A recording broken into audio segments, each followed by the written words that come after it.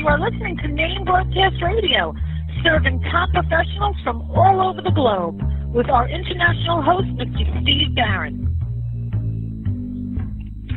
Good afternoon, everyone. Welcome to the show. Now, before I introduce my next special guest, I'd like to just take a moment and tell you a little bit about him. For nearly 25 years, Philip Auerbach has run Auerbach International, one of North America's oldest and therefore wisest translating, interpreting, localizing agencies, a full-service firm that grows enterprises into ethnic global markets, working with over 80 different world languages out of suburban San Francisco. Let me introduce my good friend, Philip Auerbach. Philip, how are you doing this afternoon?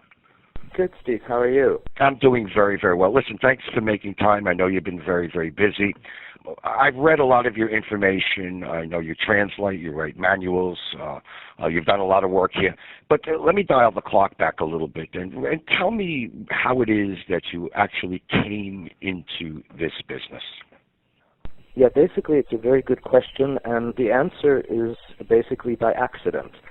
I don't think most people intentionally start to be in the translation of the language business. It just sort of happens. And in my case, I studied 8 languages over the years, and I speak fairly good French and Japanese at this point. I have an international MBA, an international marketing MBA. And out of the blue one day, when I had a marketing consultancy about 26 years ago, I was approached by a group of translators. And they, in essence, said that they are extremely good at doing translation to and from English into many, many world languages. And they were looking for someone or some company to help market them, basically, to advertise them, to handle client interactions, do the accounting, the project management, and so forth. But basically, they were able to do the work if I could bring them the business. Oh, that's very, very interesting. Now, I know you're using some of the finest professionally trained linguistics. Now, me, somebody here, and I think a lot of people out there share the same thing. I only speak one language. Now, I mean, how many languages are we actually speaking about that are worldwide here? Well, in the world, I've seen estimates that are extremely varied from, say, 5,000 to 50,000 or more. The reality is that most of these languages are tribal or indigenous, very small languages that are spoken in villages or very tiny regions. The ones that, this sounds sort of arrogant, but the ones that count, the ones that are the major languages of the world are perhaps 20, 30, 40, depending on how you count them.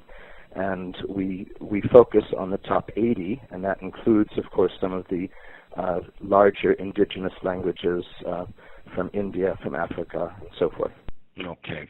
Very, very good. Now, a lot of people, I believe, and me as well, are under the assumption that if a person is able to speak a language, he or she can translate that. Is that a fair assumption, or? And no, that's actually one of the biggest myths in the language business, and people get into a lot of trouble doing it, because the fact is that if you speak a language, you cannot translate it or interpret it properly. Interpreting, by the way, is spoken communication. Translation is written communication. Everyone from the president to the press mess up the terms and confuse them. If you ask a native speaker to translate or interpret for you, if it's something very simple, like travel terms, like where's the station and where can I find this dress in purple or whatever, that's fairly easy because that's the way one learns in, say, a high school or college level. But if you're dealing with businesses or government or nonprofits, as we do, then you're dealing with technical vocabulary, technical terminology, and that's where it becomes extremely difficult. In essence, to do the job properly, a person has to be professionally trained, usually with a master's degree in the art of translation and or interpreting, and of course have many years' experience doing it. And sort of as an example of this, many or perhaps most English speakers in the world, including the British who invented the language, cannot write a proper English sentence.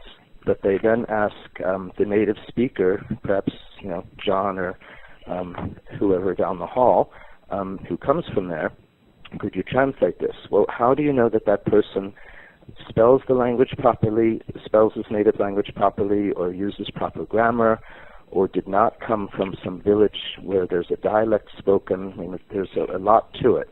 And in terms, again, of technical terminology, a person needs to know politics, law, economics, healthcare, technology in general, literature, history. These are all the general fields before one gets into specific fields like automotive, in which a person needs to know technical vocabulary. Okay.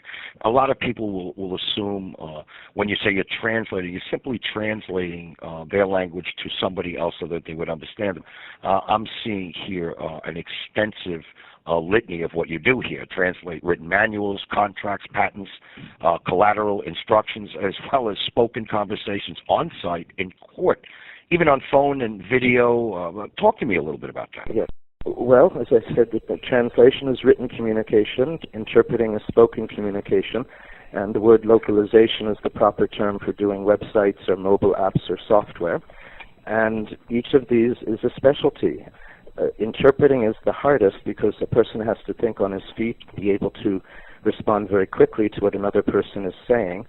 Translation and localization is a little bit easier because one has the luxury of a bit of time to look up terms or consult with an expert or talk to colleagues or whatever about a specific word or phrase.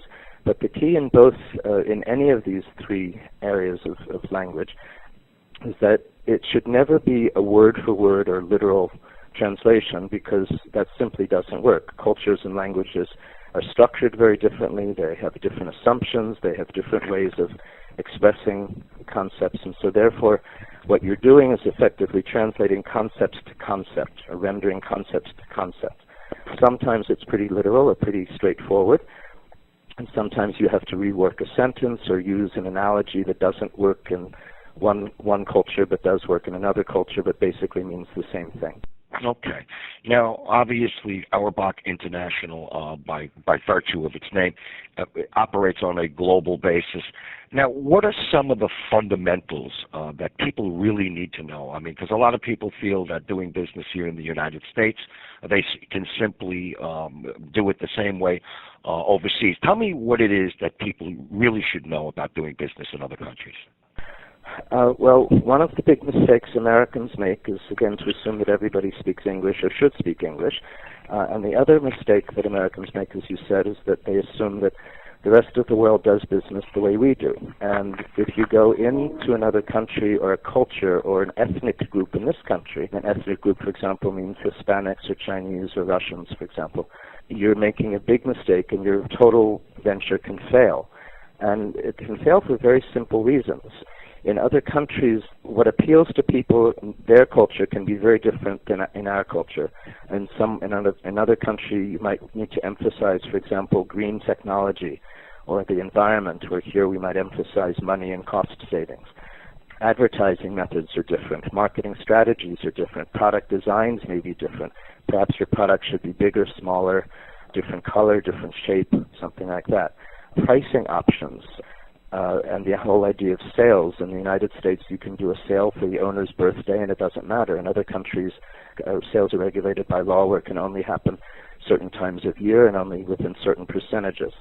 Distribution networks are different. After-sales servicing. Why would I buy your product abroad if you haven't set up a way to service it with a local telephone number, for example? And the biggest issues, I think, are cultural, in terms of knowing how to do business and knowing how to negotiate and knowing how to just work in different cultures. And this can involve very, very simple things like how far do you stand from a person? Do you touch the other person? What do you talk about? Do you talk about family? Do you talk about friends? Do you talk about sports, as Americans would probably do? Or do you need to talk about art and literature and other issues before you even plunge into business and get to know a person? Business methods are also done differently. For example, in Argentina, which I know is not at this point a major international business market, but just as an example, in Argentina, nepotism is very highly valued. So in many cultures, family is very, very important, but in Argentina, it's not only important, but you hire your family members because you trust them more than you trust outsiders.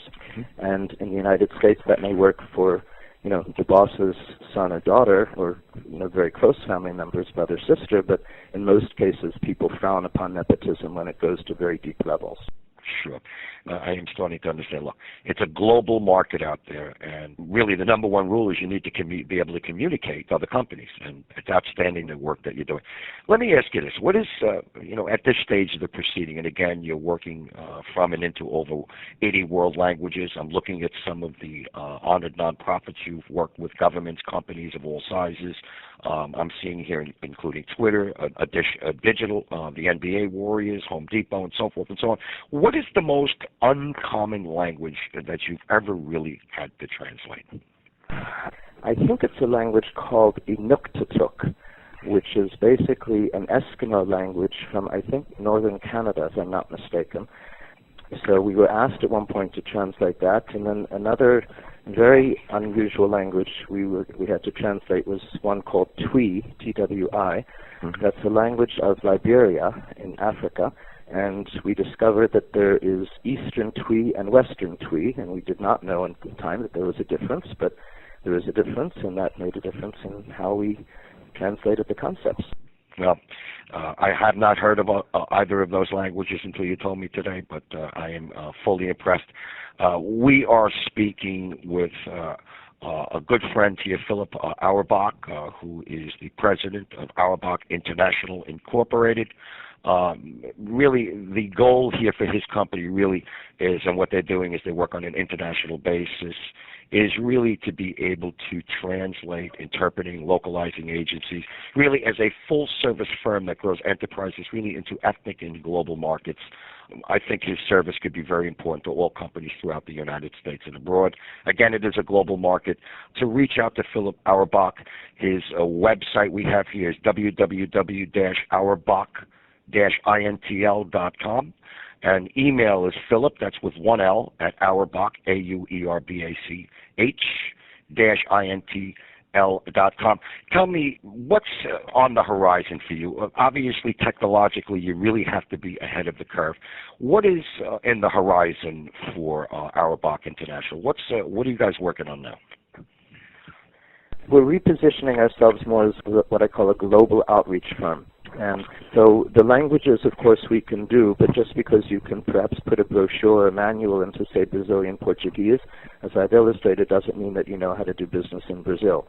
So what we're expanding more is to help companies understand the business methods, the cultures, the negotiation strategies, the critical tips for doing business in other countries, and therefore how to be successful and maximize their profits, and frankly, from a very selfish point of view, to help create jobs both at home here in the United States and abroad in other countries through the benefits of global commerce that both we and our client companies do.